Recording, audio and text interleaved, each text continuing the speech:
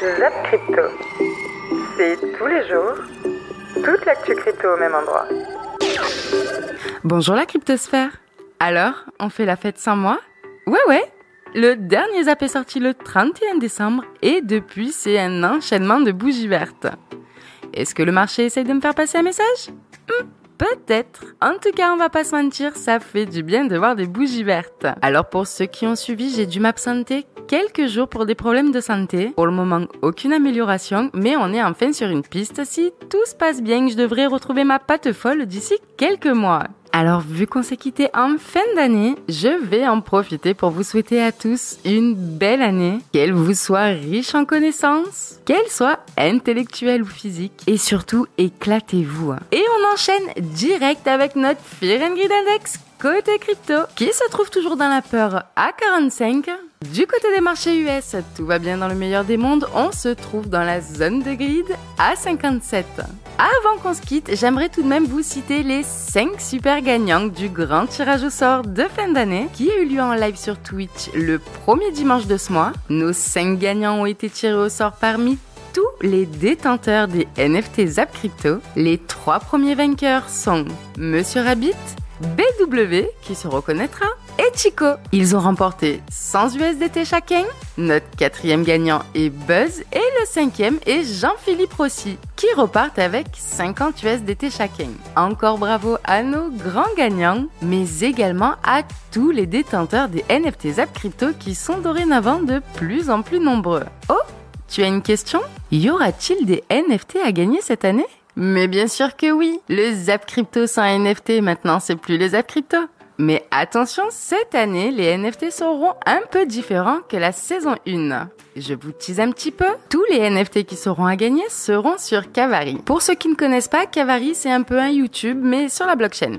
Pour les plus vifs d'entre vous, vous l'aurez compris, cette année, ce n'est pas simplement la miniature qu'il y a à gagner, mais la vidéo tout entière. Alors, pas d'inquiétude, je ferai une petite vidéo pour vous expliquer tout ça. En tout cas, s'il y a bien une chose qui ne change pas, c'est la participation. Alors surtout, n'oubliez pas de laisser votre petit commentaire pour tenter de remporter un NFT de la chaîne. Allez, je vous retiens pas plus parce que sinon je vais jamais m'arrêter. Il est enfin venu le temps pour vous de découvrir cette nouvelle version du Zap. Et je compte évidemment sur vous pour me faire vos retours. Installez-vous confortablement. Votre Zap va commencer. Je vous souhaite une excellente vidéo ainsi qu'une belle journée. Encore un énorme merci pour tous vos messages. Je ne me lasse plus de me rappeler chaque jour à quel point j'ai de la chance de faire partie de cette communauté. J'ai l'honneur de vous dire qu'on se retrouve demain pour une nouvelle vidéo. C'était Zap Crypto. Une dernière petite chose. Oh, tu pensais tout de même pas que j'allais passer à côté, hein ? Joyeux anniversaire, millésime! On va commencer par une news qui est assez étonnante, enfin je trouve.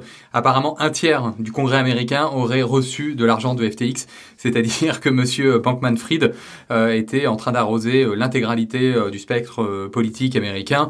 Il avait des grandes ambitions et bon, ça s'est arrêté un peu rapidement, mais c'est quand même une info qui est dingue. C'est dire l'ambition, enfin c'est dire j'imagine les montants qui ont été dépensés. Et d'ailleurs, on voit un peu cette démesure également dans la ligne de crédit que FTX attribuait à Alameda. Vous savez qu'Alameda, c'était la branche VC, donc qui avait été créée par Sam Bankman-Fried et qui avait pour objectif d'investir dans des projets crypto. Et donc voilà, c'était censé être séparé, mais ils avaient une ligne de crédit quasiment illimitée à hauteur de 65 milliards. C'est considérable quand on y pense. 65 milliards de dollars, ce qui est complètement fou. Et donc voilà, en plus Sam Bankman-Fried a reconnu qu'il y avait cette backdoor de FTX qu'il avait lui-même créée avec la complicité d'un de ses associés pour transférer de l'argent entre les deux, entre FTX et Alameda. Et ça, quand on a un Sam Bankman-Fried qui plaide non coupable, on va voir ce que ça va donner. Mais il avait oublié que c'était l'argent des clients et que normalement ça se fait pas. Donc Suzu, Duquan et Kyle Davy qui, j'ai l'impression que c'est le début d'une histoire drôle, sont dans un bateau. C'est ça. Exactement ça. Écoute, ils étaient dans un bateau en tout cas qui s'appelait Three Arrow Capital, qui a disparu après la débâcle de Luna. Suzu, Kyle Davis qui ont été vus en train de faire des pitchs pour un nouveau projet. Et quel est le nouveau projet ? Un exchange. J'en sais rien, mais bon.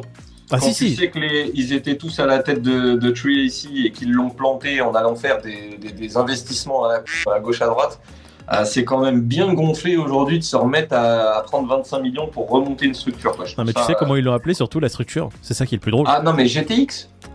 Et tu sais pourquoi ils l'ont appelé GTX? Non, dis-moi. Parce que ça vient après la lettre F. De FTX, forcément. Donc après FTX, on tourne la page GTX. Voilà. Bonjour. Et, Bonjour, écoute, comment vous appelez GTX, bonjour. Bienvenue. on va venir et on va... vous êtes la prochaine plateforme qui va tout le monde. C'est pas un joke, hein.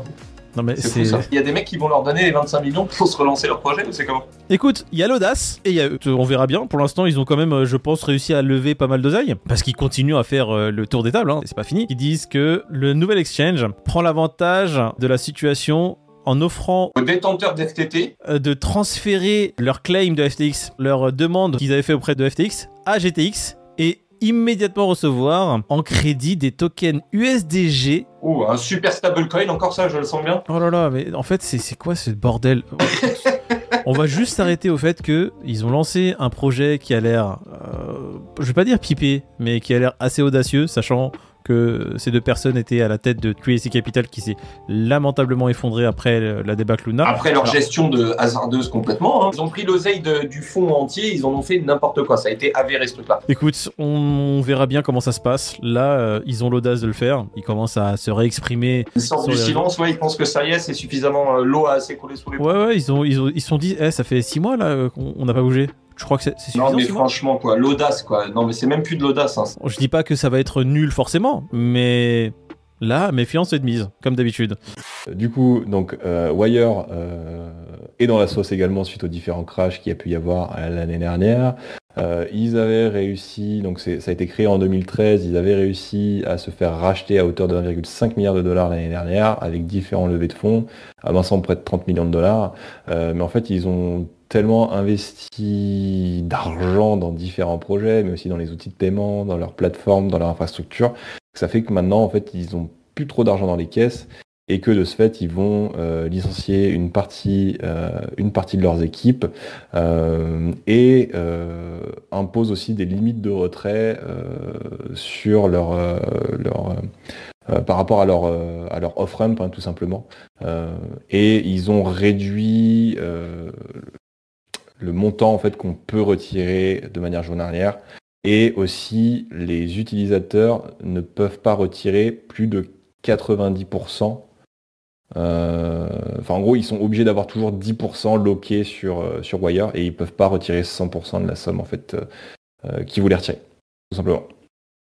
Vous connaissez un petit peu Sébastien Gouspilou, je vous en ai parlé pas mal de fois maintenant quand même. Un bitcoiner, il a une société de mining et son compte en banque a été fermé.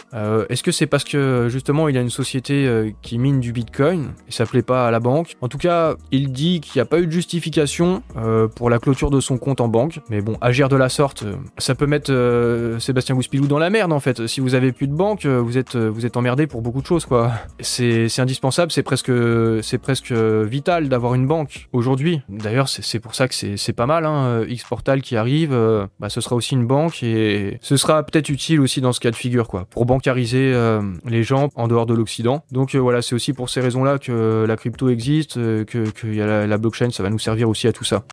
Je vais vous montrer comment, de façon décentralisée, vous pouvez détenir vos crypto-monnaies, mais ça la plupart d'entre vous le savent déjà, mettre en place un DCA, c'est-à-dire acheter et prendre position tous les mois, toutes les semaines sur des crypto-monnaies. Le dollar cost average, qui est une fonction qui a été très demandée, en tout cas en commentaire. Comment faire des échanges, mais surtout comment faire des échanges programmables, c'est-à-dire que vous savez qu'il y a différents types d'ordres. Des fois on veut acheter de la crypto-monnaie, on peut l'acheter à l'instant T, à son prix, mais des fois on veut l'acheter sous condition, l'acheter à tel prix ou l'acheter avec telle récurrence. Et pour finir, pour les plus spéculateurs et ceux qui utilisent énormément de fonctions de trading sur une plateforme d'échange, je vais vous montrer un échangeur décentralisé qui est très proche de la plateforme d'exchange et qui vous offre à peu près les mêmes outils que la plupart des plateformes d'exchange crypto centralisées.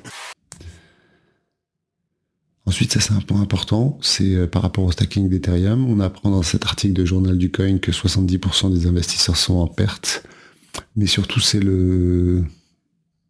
et on apprend que 16 millions d'ETH sont en stacking.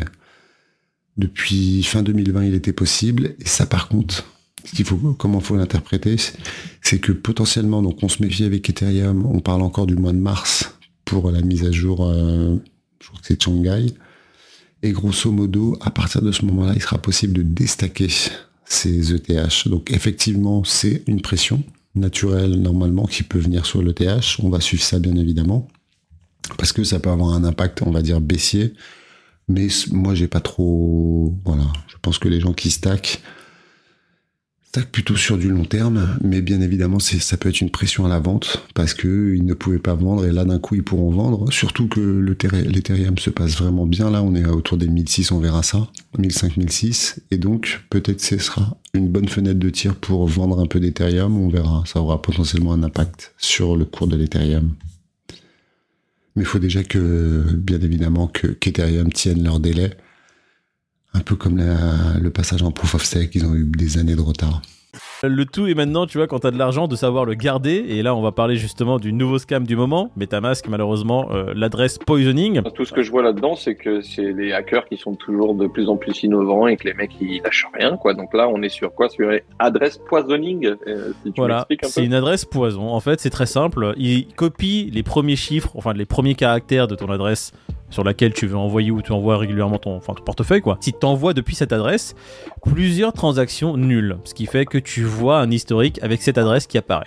Donc toi, en ayant vu cette adresse qui est disponible sur ton compte dans les historiques, bah, tu te dis quand tu vas envoyer de l'argent, bah, ça ressemble à mon adresse parce que les premiers chiffres sont les mêmes que sur l'adresse Binance, tu vois. Oh, t'es en train de me dire qu'ils retiennent le début ou la fin d'une adresse, qu'ils font des microtransactions dans le ZEF pour que ça apparaisse dans ton historique, et que derrière toi, dans la précipitation, tu connaisses cette adresse, du moins le début ou la fin, et que tu dises ouais c'est bien celle-là, vas-y envoie l'oseille, et en fait tu l'envoies au scammer, quoi. Exactement. Non mais quand je te dis que les mecs sont innovants, ils sont très forts, hein. Et comme dit cet article, vérifier et revérifier, la seule solution de ne pas être victime de cette attaque. Et entièrement alors pour le coup. Non, en fait c'est très simple, c'est que tu prends la première portion, le début, tu regardes si c'est la même, ensuite tu fais pareil avec la fin, tu regardes si c'est la même, et ensuite tu fais pareil avec une portion au milieu et avant un peu le milieu pour voir, tu vois, si... Mais ils arriveront peut-être un jour à faire en sorte que à 99,9% l'adresse soit totalement similaire à une adresse que tu connaisses et qu'il y a peut-être qu'un caractère qui change. Peut-être que leur niveau de scam en arrivera là. Donc à ce moment-là, il faudra peut-être vérifier caractère par caractère ou faire en sorte, comme sur Ethereum, il y a un service qui a... ENS, là, voilà, qui pourrait... en sorte que ce soit plus simple. C'est ça. Et bah, si ce service se démocratise, là, il n'y aurait plus d'adresse avec des 0x, 8x, machin. Pour le grand public et pour l'adoption, je pense que c'est... et même pour moi qui suis flemmard comme jamais, je pense que ouais, ça passera par là. Quand on dit souvent que les prochaines cryptos qui vont péter, ce sera ceux qui auront des applications mobiles et qui seront le plus accessibles aux tout venants, et que c'est elles qui ont des réelles capacités, bah, c'est pas complètement faux, quoi. Ça passe par l'adoption de masse. Le World Economic Forum nous dit que la plus grande menace pour le monde dans la prochaine décennie, c'est le changement climatique. Personnellement, je pense que la plus grande menace pour le monde dans la prochaine décennie, c'est le World Economic Forum. Contrôle des ressources, contrôle du narratif, contrôle des médias et de la science, contrôle des populations, contrôle de la propriété privée, contrôle des déplacements et bientôt contrôle de la monnaie. Un contrôle indirect total de nos vies par des bureaucrates que nous n'avons même pas élus. La plus grande menace à laquelle on va devoir faire face, selon moi, c'est bel et bien la montée d'un nouveau type de totalitarisme, un totalitarisme technologique. Sous le faux prétexte de protéger le monde contre des futures crises et de se diriger tous ensemble vers le bien commun, le World Economic Forum nous pousse vers un chemin très dangereux. Parce que bien qu'il soit inoffensif en apparence, eh bien la finalité de ce chemin, si on reste dessus, me semble assez claire. C'est l'asservissement total de la population sous une classe dirigeante et sous la supervision d'outils technologiques et de l'intelligence artificielle. En gros, une version modernisée du communisme totalitaire, c'est-à-dire de l'esclavage. Je voulais maintenant vous parler de l'Union européenne avec le vote pour le projet de loi MiCA qui était prévu en février, qui est finalement décalé en avril. Pourquoi ? Bah, probablement pour des raisons techniques. Il y a plus de 400 pages, le texte doit être traduit en 24 langues, donc ça semble prendre du temps et du coup ça va prendre du retard. Mais de toute façon, on s'y attendait avec MiCA, c'est quelque chose qui va prendre du temps à arriver, il faut qu'il soit voté, normalement ça devrait passer. Ensuite, il y a encore l'implémentation qui va prendre longtemps, donc c'est vraiment pas pour tout de suite et ça commence déjà à prendre du retard. Et maintenant, on attend de voir en France, d'ici le 24 janvier, je crois, il y aura la discussion au Parlement sur le fait de rendre obligatoire la licence PSAN. pour tous les nouveaux entrants, du coup sans attendre Mika. On va voir maintenant ce qui va se passer à ce niveau-là. Et qu'est-ce que on peut dire aux gens qui seraient tentés de penser que l'or est devenu enfin une relique barbare qui n'est plus regardée et qu'on est passé au-dessus et que finalement c'est has-been? Mais ils peuvent avoir raison. À ce moment-là, ils se mettent complètement en cash. Où vont-ils, tu vois? Alors ils peuvent se mettre en cash, mais il faut bien choisir sa devise. Parce que s'ils se mettent entièrement en cash, il faut que ces devises ne perdent pas, énormément par rapport à l'or. C'est-à-dire qu'ils peuvent acheter le denarius. Et simplement, espérons qu'ils l'achètent pas en 250 après Jésus-Christ. Parce que s'ils l'achètent en 250 après Jésus-Christ, ils perdent 99,9% de leur valeur. Et qu'est-ce qui fait la valeur de l'or et qu'est-ce qui pourrait tuer la valeur de l'or fondamentalement? C'est une perte de confiance dans cette devise. C'est-à-dire que tout d'un coup, pourquoi on trouve ça formidable l'or? Parce que ça fait juste 3000 ans ou plus ou 5000 ans qu'on dit que c'est l'or. Et puis tout d'un coup, les hommes peuvent se dire finalement l'or, on a rien à faire. Voilà, c'est tout. Mais simplement, en général, tu sais, ça c'est un truc courant de l'histoire, c'est que pour savoir si quelque chose a une chance de durer dans l'avenir, tu regardes depuis combien de temps il existe. Bon. Et là, tu fais la même projection. Par exemple, tu dis, la bicyclette, la roue, ça a été inventé quand? Eh ben, je sais pas, alors la roue, ça doit être, c'est avant Jésus-Christ, donc on doit être, je sais pas, disons. Moins 1000, moins 2000. Ah ouais, probablement, ouais, 3000. Voilà, donc on est à moins 2000. Bah, les plus cieux, encore. La roue, ça va, mais les cieux, quoi. Voilà. On doit être, disons, à 4000 ans, dans 4000 ans, il y aura encore des roues. Voilà. Ensuite, tu passes. Alors, tu continues comme ça. Et puis, tu arrives en disant, le smartphone, par exemple. Le smartphone, il a été inventé en 2008, quoi. Ouais, c'est ça.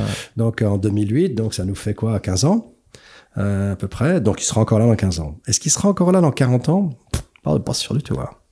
Beaucoup moins sûr que la roue, en tout cas. Bon. Alors voilà. ça va pas très bien marcher avec les dinosaures, par contre, vers la fin. Non, mais les dinosaures, ce sont des organismes vivants qui sont détruits par des choses. Mais par exemple, ce que ça veut dire, ça, c'est que si on croit à ce truc-là, il se vérifie dans plein de produits, hein, dans plein de choses. C'est-à-dire qu'en fait, ce sont les choses les plus simples qui sont inventées les premières, et les robustes traversent l'histoire, donc continuent leur robustesse la plupart du temps. Alors,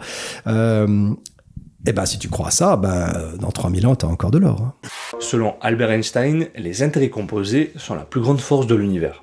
Or, c'est le fondement même de la retraite par capitalisation. Mais concrètement, la retraite par capitalisation pourrait-elle produire une meilleure pension pour tous? Au-delà de l'aspect idéologique, il est possible d'apporter une réponse plus ou moins poussée en partant du salarié médian et en regardant ce que lui promet le système actuel par rapport à un système alternatif. Imaginons un salarié de 20 ans qui commence à travailler en 2020 avec un salaire net mensuel médian de 2005 € avant impôt sur le revenu selon les dernières données de l'INSEE, c'est-à-dire l'équivalent de 24 060 € par an. D'après la calculette du gouvernement, cela signifie que le coût total de l'employeur est de pas moins de 40 605 €, ce qui représente près de 41% de charge sur le montant total payé, soit 16 545 € à l'année. En partant du principe peu probable qu'il n'y a pas d'évolution du salaire dans le temps, et selon la calculette du site La Retraite en Clair, cela permettrait à notre salarié de toucher une retraite d'ici 43 ans de 1 481 € par mois avant impôt sur le revenu.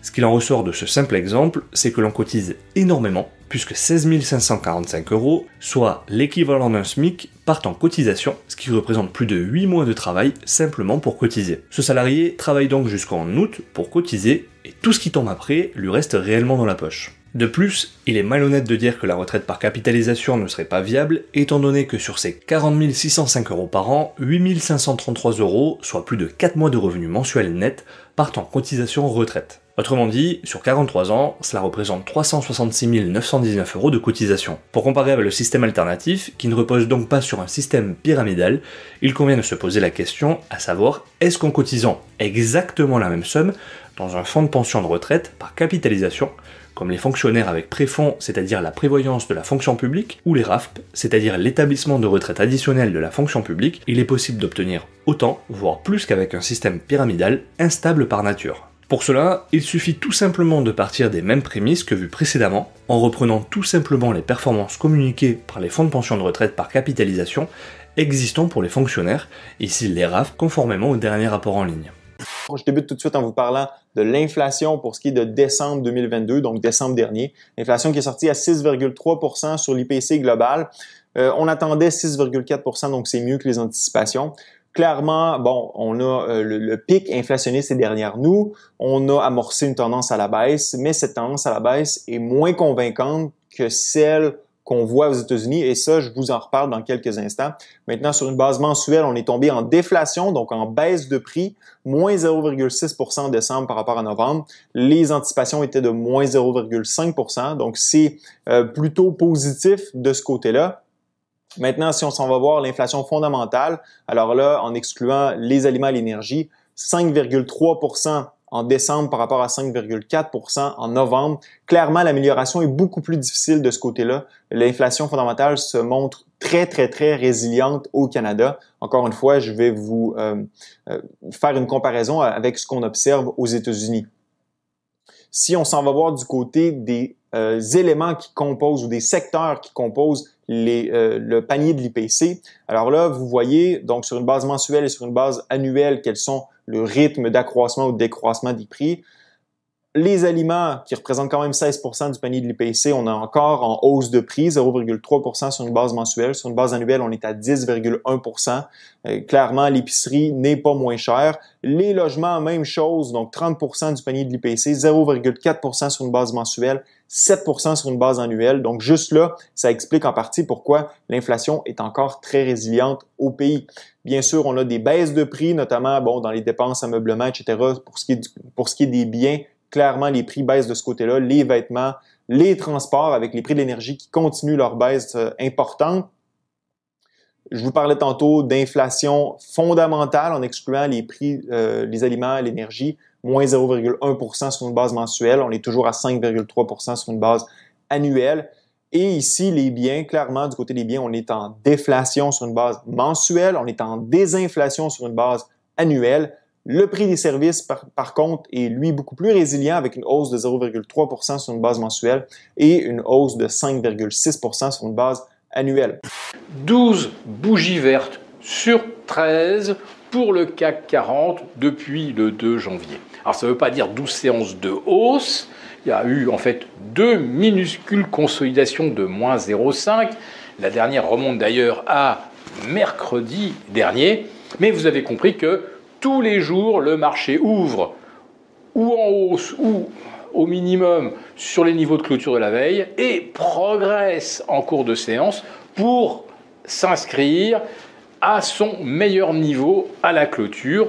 Et dans 11 cas, ça a été donc une clôture à la hausse. Évidemment, si le marché reflétait l'esprit humain, sa subjectivité, ses émotions, une telle série haussière serait absolument impossible.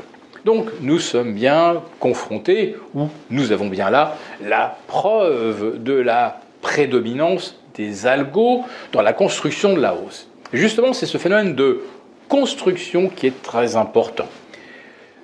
Les algos sont issus de programmation partant, si j'ose dire, de machines apprenantes, c'est-à-dire une intelligence artificielle qui se nourrit de toutes les configurations, toutes les séquences qui ont précédé au cours des 30, 40, 50 dernières années.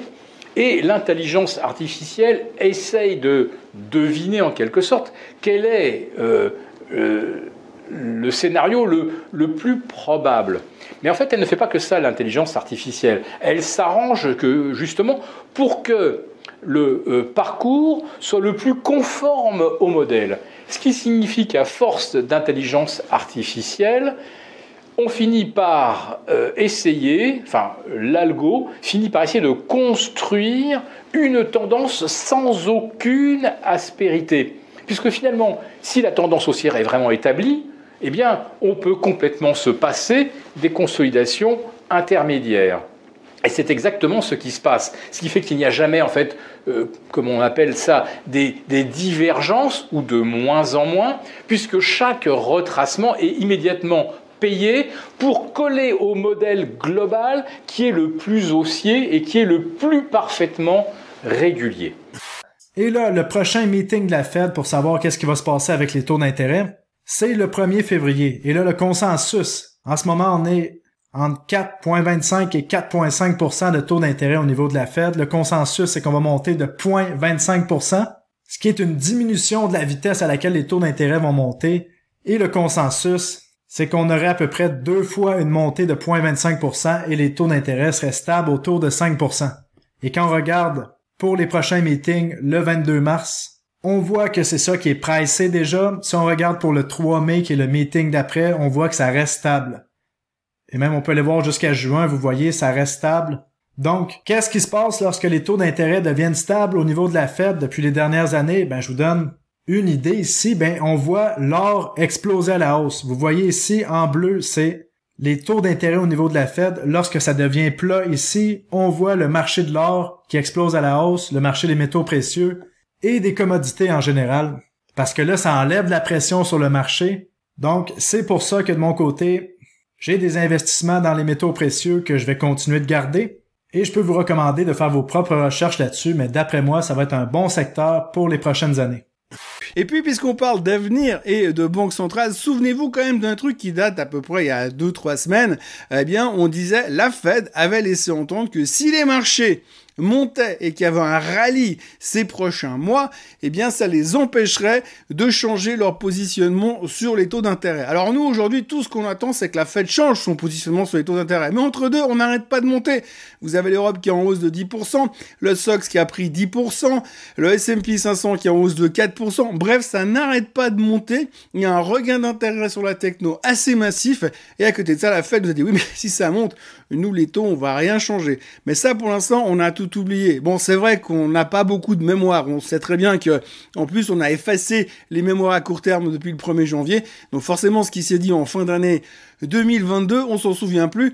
Tout comme le fait qu'on s'était dit que 10% de performance sur 2023, c'était vachement bien. Bah, ça tombe bien, parce qu'en Europe, c'est déjà fait. Pour moi, c'est le gros point noir, c'est le dollar. La grosse interrogation qui reteste, du coup, son gros niveau mensuel. Ici, on est en plein dedans. On va clôturer dans 13 jours. C'est pas quelque chose que j'aime beaucoup, parce qu'on est en plein dans un support, et techniquement, bon, un support, il y a quand même pas mal de chances pour juste qu'on fasse ça. Juste si on fait ça, un petit rejet, bah, ça risque de mettre à mal quand même pas mal le marché des actions et des cryptos. Donc, pas très bon pour nous. Maintenant, peut-être qu'on va juste le transpercer, et auquel cas, bon, bah là, on va vraiment exploser sur le SP. On aura une grande, entre guillemets, hausse. On aura une plus grosse respiration sur les cryptos et sur le marché des actions. Donc, ce serait pas mal, quelque chose comme ça, pourquoi pas. Mais pour l'instant, ouais, c'est vraiment à surveiller le dollar. Je vais regarder en daily. Mais en vrai, il n'y a rien, il n'y a aucun retournement, il n'y a rien du tout pour l'instant. Ah, en fait, le gros point noir, c'est qu'on est sur un support mensuel qui est quand même très fort. Je ne sais pas en termes de Fibo où est-ce qu'on est. Je vais regarder par rapport à ici. Ok, je vais regarder par rapport à tout en bas. Ça m'intéresse aussi. Bon, le 38.2 est quand même très très bas. On est les mid-range finalement. Donc pas trop d'inquiétude pour l'instant. Mais ici, ouais, on est quand même proche du 50%. En linéaire, on est sur le 50%. Donc pile poil. C'est pas un truc que j'aime beaucoup, donc il y a quand même pas mal de chances qu'on ait un petit rejet ici. Donc on va le sentir passer très clairement sur BTC et les alts. Alors on va commencer en 3 jours libres ce soir. Clôture 3 jours libres. Les choses à surveiller, c'est le 0,666, 0,58 sur le Fibonacci. C'est là pour l'instant qu'on se fait rejeter. Sur le jour libre, on s'est pile poil rejeté sur ce niveau, donc attention à ça. Si on prend le top du range qu'on a depuis très longtemps et le bottom, bah, c'est ici pour l'instant que on galère à passer. Ceci combiné avec une divergence bear potentielle, parce que là ça monte sur le RSI, et là pour l'instant c'est tout droit. C'est annulé si on fait un plus haut également ici sur l'action price, pour l'instant c'est pas le cas, pour l'instant c'est tout droit, d'accord. Et c'est confirmé si ici par exemple on clôture dans le bleu, si on clôture ainsi par exemple ce soir, et qu'on fasse une bougie rouge qui clôture sous cette ouverture de bougie bleue, c'est-à-dire sous les 20 856. Dans ce cas, on effet divergence bear, tendance baissière, et dans ce cas, c'est un short à prendre sur le moyen terme, voire le long terme, qui sait. Mais pour l'instant, que du positif, aucun truc négatif, puisque aucune bougie rouge, on est que sur du bleu depuis 1, 2, 3, 4, 5, 6, 6 x 3, ça fait combien? Ça fait 18. 18 jours de bleu, c'est magnifique. Alors en 3 jours libres, je sais qu'il y a quelques bougies rouges. Et également, chose intéressante en 3 jours libres, c'est le stochastique. À chaque fois, durant ce bear market qu'il a croisé dans le rouge, dans la zone nord, eh bien c'était plutôt bearish pour la suite, dans ces zones-là. Et si on descend, voilà, ici ça s'est pété la gueule. Ici également pétage de gueule. Ici également pétage de gueule. Donc ça m'a bien exit scam le marché sur le croisement stochastique. Et une fois plus, on est dans cette zone nord sur le stochastique. Et on est sur le point de se croiser. Simplement parce qu'ici on essaie de péter pour la première fois la tendance baissière EMA, puisque là, on a pété l'EMA 20, l'EMA 50. On a fait un petit 40%, il me semble, depuis le bottom. Depuis là, 40% plus ou moins, c'est ça? 32? Ah non, même pas 32%. Alors que là, par exemple, après le gros crash qu'on a eu ici en juin, on a fait une montée de environ 42%. Et pourtant, on a testé que les MA 20. D'accord? Donc la tendance restait extrêmement baissière, malgré un plus 42%. Également, quand on va monter encore de time frame pour avoir plus de facilité à poser les choses, on peut regarder les résistances également obliques. Et actuellement, on est en train de jouer avec une résistance oblique sur le logarithmique. Alors, on est tout proche, on l'a pas encore cassé, d'accord? Quand on passera cette résistance oblique, ça commencera à sentir vachement bon. On aura à la fois la pattern de Adam et Ève, ou Ève et Ève, si ceux qui trouvent qu'elle est un peu plus arrondie comme des fesses, veulent l'interpréter comme une Ève et Ève. Bien entendu, on aura le fait d'enfin rejoindre les plateaux de support précédents. Et en plus, si on casse cette ligne de tendance en logarithmique, parce que là, ceux qui ne voient pas, je suis en log.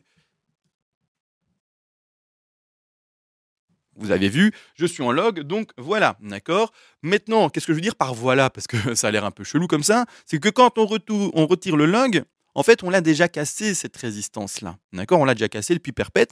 Mais ce qui était dommage, c'est qu'en ayant cassé cette fameuse résistance ici en jaune que je viens de mettre en évidence grâce à la flèche mise sans faire exprès, c'est que même en ayant cassé cette résistance, après, on a fait un nouveau plus bas. Ça, c'est dommage. D'accord? Maintenant, on casse quand même tout doucement la tendance qui a été infligée pendant quasiment un an, qui était assez forte. Et c'est-à-dire qu'il y a un ralentissement de cette chute-là. Maintenant, voilà, on aimerait avoir une deuxième confirmation de ce ralentissement de cette chute en logarithmique, d'accord? Là, clairement, ça va vous dire, en fait, que je sois à l'écran, la phase parabolique baissière diminue, et va peut-être doucement, et je dis pourquoi peut-être, parce qu'on ne lit pas l'avenir, on n'est jamais sûr de soi, etc., mais peut-être enfin doucement s'aplatir et s'inverser. C'est vraiment ça qu'on espère, qu'elle s'aplatisse et qu'elle s'inverse, d'accord? Donc, là, la verticalité moins forte, et tout doucement, pam, pam, pam, pam, pam, pam, pam, on reprend, et c'est go, on retourne vers, on l'espère, to the moon. Ensuite, on va passer sur les indicateurs, et on va commencer par Ichimoku. Alors, Ichimoku, on va le regarder exclusivement en weekly, pour pas trop vous embrouiller, je ne vais pas vous donner trop d'informations, donc le weekly suffira très bien. Donc, comme vous savez, sur Ichimoku, pour passer bullish, il faut plusieurs conditions. Il faut déjà être au-dessus de la Tenkan, donc la ligne bleue, c'est des sortes de moyennes mobiles, les petites lignes de Ichimoku, c'est la plus faible. Et le plus important, c'est de repasser au-dessus de la Kijun. Voilà. Ensuite, normalement, pour être totalement bullish, il faut passer au-dessus du nuage, mais là, vu que comme il est très très loin, on ne va pas en prendre compte. Et il faut également la confirmation de la lagging span. Donc je rappelle, la lagging span, c'est encore une fois une sorte de moyenne mobile, mais avec 26 périodes en retard. Donc ensuite, tout dépend de votre time frame. Si vous êtes en weekly, ce sera 26 semaines précédentes. Si vous êtes en daily, ce sera 26 jours. Quoi qu'il en soit, c'est 26 barres. Donc, il faut que la lagging span repasse au-dessus du cours du prix. Voilà. En fait, ce que fait ce H-Ribbon, c'est qu'il nous montre la capitulation des mineurs. Ce que vous pouvez voir, c'est qu'on a un signal d'achat ici, là on est en 2012, on a augmenté, on a un signal d'achat ici, on est monté une fois encore un signal d'achat ici, on est remonté. Ici, bien sûr, c'était, là on était dans le creux en 2015, signal d'achat ici encore, et on a également augmenté. Donc voilà, c'est aussi quelque chose qui est, et là c'est sur l'intervalle hebdo, c'est vraiment pas quelque chose qui arrive très souvent, vous le savez, parfois ça nous donne le signal, et fondamentalement, à chaque fois qu'on a eu ce signal, ici on a eu le crash du Covid pour le coup, mais d'accord, peut-être que ce signal n'était pas... Bon, je dis pas que c'est fiable à 100%, mais ça dépend un peu de la façon dont vous le voyez, en fait. Même si ici vous aviez acheté et que vous aviez holdé pendant 6 mois, vous seriez toujours rentable, donc ça marche en soi. Mais voilà, c'est un outil extrêmement puissant. Les rubans de H nous montrent une capitulation des mineurs lorsqu'ils commencent à vendre tout ce qu'ils ont en termes de Bitcoin et qu'ils ont miné, etc. Donc voilà, quand ils ne sont plus rentables pour miner leur Bitcoin, on a presque reçu un signal d'achat ici, même cet été, ou l'été dernier, en fait, maintenant que j'y pense, que je m'en souviens. Mais voilà, ici on a eu ce signal d'achat qui est confirmé. Quand vous pouvez le voir en bleu, c'est que c'est vraiment confirmé, on vient d'avoir ce signal d'achat pour de bon. Permettez-moi d'ailleurs d'ajouter ceci comme une sorte d'indication, pour y revenir plus tard, ce sera utile. Donc voilà, vous saurez qu'on a eu le signal d'achat juste ici. Alors, est-ce que ça va? C'est un peu comme là avec le Luxalgo. Est-ce que l'histoire va se répéter exactement comme avant?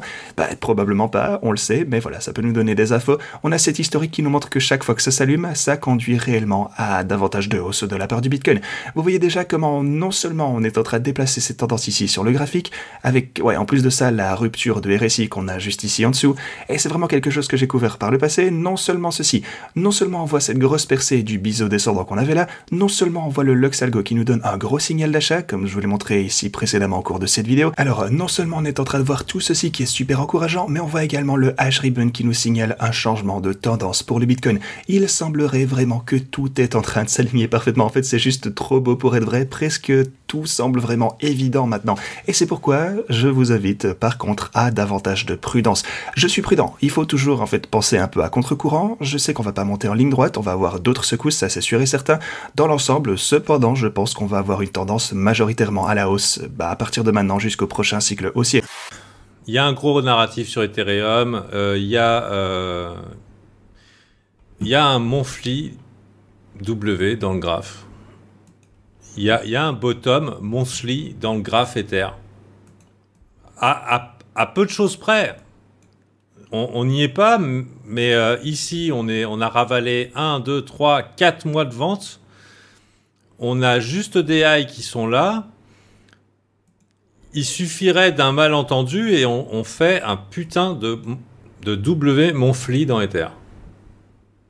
Un pattern ultra bull. À peu près, je dirais, de l'amplitude de juillet 2020. Alors, c'est inattendu. C'est inattendu, mais comment ça se fait? C'est la récession 2023. C'est censé monter l'année prochaine au halving, pas cette année, machin tout. Bah, le marché, il s'en fout. Hein. S'il attendait que tout le monde soit d'accord pour aller dans une direction, personne gagnerait des sous. Donc là, on a un Ether qui est fort, qui, sur un petit push Bitcoin, par essence, lui aussi, va mécher. Ça veut dire si Bitcoin continue sa poussée, bah, Ether va déclencher plus de stops, qui va probablement déclencher des setups haussiers chez certains. Donc par exemple, si Ether venait à passer les 1680, et ça serait bizarre qu'on n'y aille pas après tout. Pourquoi on n'irait pas? On a un momentum très fort, on continue à faire de la pression. Il y a beaucoup de gens qui sont en stablecoin. Si on va ici, il y aura sûrement des traders de breakout. Ça devrait pousser davantage. On liquide éventuellement les shorters Ether. Et hop, rendez-vous ici. Ça peut aller très vite, ça peut arriver le même jour. Rendez-vous ici, chiffre rond psychologique 2000. Ça résiste un peu et après on voit. Mais arrivé ici, il y a tout Wall Street qui connaît Ether et qui connaît Bitcoin. Tu dis, bah putain, c'est un pattern long terme, Ethereum. Et du coup, le narratif, bon, on l'inventera après. Donc ici, moi je vois un Ether très bull et je vois un Ether très bull qui peut retourner à la TH cette année. C'est possible. Et je tenais à faire cette vidéo avant que ça arrive. Vous savez pourquoi? Parce que pour l'instant, les gens ne le voient pas. Et je voulais être un des premiers à le dire. Alors bien sûr, avec un fail potentiel, il faut savoir que si je perds, mon risque est contrôlé. Hein. Je ne joue pas ma vie sur chacun de mes trades, même si j'ai une belle portion de capital en spot ici. Je vois potentiellement un Ether qui revisite ses sommets ici dans l'année. Mais on est sur la market cap totale, c'est-à-dire la capitalisation totale de toutes les cryptos. Pour le moment, on vient flirter avec les 950 milliards. Vous voyez que c'est une résistance. Hein. On va se mettre ici peut-être en daily pour le montrer bien comme il faut. C'est une résistance. Ici, elle avait agi comme une résistance. Ici, léger support. On voulait pas la traverser. Ici, plus ou moins, elle nous repousse également. Et on est dans cette zone là, ici, entre le trillion et les 950 milliards, plus ou moins sur une résistance. C'est la bleue que vous voyez là. Donc, ça serait vraiment encourageant de dépasser ce niveau-là. Pareil sur la ligne de coup de cette épaule, tête-épaule. Ici, je garde toujours les épaules et tête-épaule que je trouve conséquentes. Je garde toujours les lignes de coup parce que elles vont rejouer dans le futur. Et en l'occurrence, vous voyez que ça a été le cas ici. Rejet, rejet, rejet. Et là, on est dessus. Est-ce que, à force de taper 4 fois au carreau, on va réussir à la traverser ou pas? C'est un petit peu la question du moment. On a toujours aussi, bien évidemment, ce potentiel élargissement. Encore une fois, il est potentiel. Personnellement, j'ai 3 touches en bas. Vous le voyez ici. Là, 1, 2 et 3. Donc, pour moi, la droite du bas, elle est valide. Cependant, c'est facile de faire une droite avec 2 points. Je dis souvent ça. Et voilà, on pourrait se poser la question, est-ce que finalement On n'était pas plutôt dans quelque chose qui ressemble, si jamais on l'a dépassé ici, à quelque chose comme ceci, c'est-à-dire qu'on prend pas compte de la toute première touche, mais on est plutôt ici sur un élargissement un peu plus bas. Personnellement, prendre compte de la première touche sur une figure descendante, pour moi, c'est quand même mieux, c'est-à-dire que ici on a 1, 2, 3, une 4 ici, une rotation partielle et on dégage avec la 5, ça me semble quand même plus probant de, pour l'instant, continuer à envisager cet éventuel élargissement descendant avec une rotation partielle plus tard. Qu'est-ce que ça veut dire? Ça voudrait dire flirter éventuellement ici avec le trillion et puis éventuellement se faire rejeter, reprendre un petit peu de jus et repartir après. Donc ça irait plutôt dans le sens de oui, peut-être que le bottom est trouvé, mais on va peut-être avoir une correction. En tout cas, on est sur résistance ici, donc bien surveiller ça. Et c'est important de regarder la market cap totale puisque vous faites abstraction de tous les phénomènes de Bitcoin dominance, altcoin season ou pas, etc.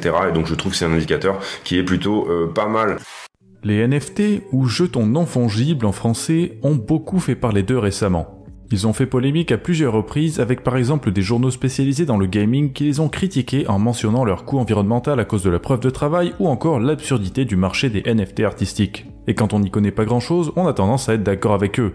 Si on vous dit que les NFT ne sont que des images de singes mal dessinées qui font cramer des forêts entières tous les jours pour continuer d'exister, forcément vous allez vous dire que c'est complètement inutile et idiot.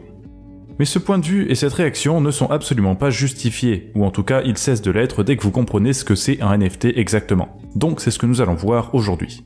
Pour comprendre de quoi il s'agit, on va parler de quelque chose d'incroyablement similaire et pourtant beaucoup plus ancien, les titres de propriété immobiliers. Réfléchissons un peu à la base même du concept de propriété immobilière. En France, quand vous achetez un bien immobilier, vous allez toujours passer par un notaire. Il va effectuer quelques démarches auprès de l'administration et planifier un rendez-vous de signature pour l'acte de vente. Quand le vendeur, le notaire et vous aurez tous signé l'acte de vente, vous deviendrez propriétaire du bien immobilier. Fondamentalement, que s'est-il passé? Vous avez envoyé de l'argent sur le compte bancaire de quelqu'un d'autre et vous avez signé un papier, c'est tout. Donc qu'est-ce qui fait que vous êtes devenu propriétaire d'un bien immobilier? Donc, est-ce qu'on peut leur reprocher? Je ne sais pas. Ensuite, il y a un NFT que vous pouvez minter gratuitement. C'est le NFT justement du jeu Grand Saga. C'est, je sais pas si vous connaissez Metapixel. Metapixel, en gros, c'est le plus gros projet gaming de la blockchain Aptos. Et en gros, voilà, en faisant 2-3 trucs genre like RT machin. D'ailleurs, moi, ça n'a pas marché, donc faut que je le refasse parce qu'il manque 2 étapes. Et ben, vous pouvez récupérer ce NFT là qui peut-être vous accordera en fait des avantages ultérieurement. En tout cas, ça reste un gros projet. Et si jamais vous voulez en savoir plus, je vous ai mis un petit lien en description sur le site Blockchain Gamers qui résumait bien un petit peu l'idée directrice avec le MMORPG aussi qu'ils veulent faire, MMORPG AAA qui devrait arriver du coup cette année. Et si tu n'es pas rassasié, retrouve à gauche le Zap Crypto de la veille et à droite le Zap Crypto de l'année dernière, jour pour jour. Tu as trouvé une ou plusieurs actus intéressantes? Fais-le moi savoir en commentaire.